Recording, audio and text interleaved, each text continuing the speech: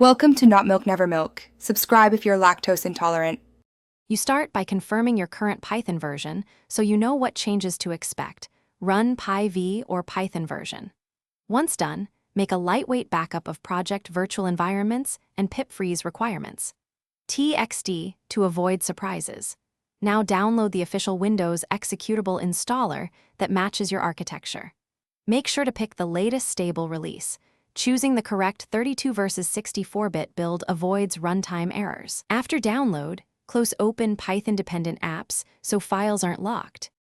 You run the installer as administrator to allow a system-wide update and avoid permission problems. During setup, check Add Python to path so commands work in any terminal. Pick Install for all users unless you need a per-user setup. If you customize, enable pip, the PyLauncher, and optional features like TCL/TK or documentation. These save time later. Once you start, the installer replaces core binaries and updates registry entries. This is why you must close developer tools first.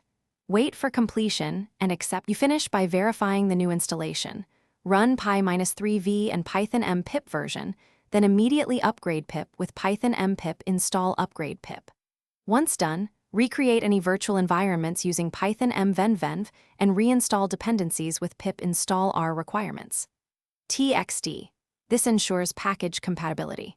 If something goes wrong, make sure path entries are correct or use the PyLauncher to target specific versions. As a quick fix, rerun the installer and choose Repair or Modify to restore associations and path settings.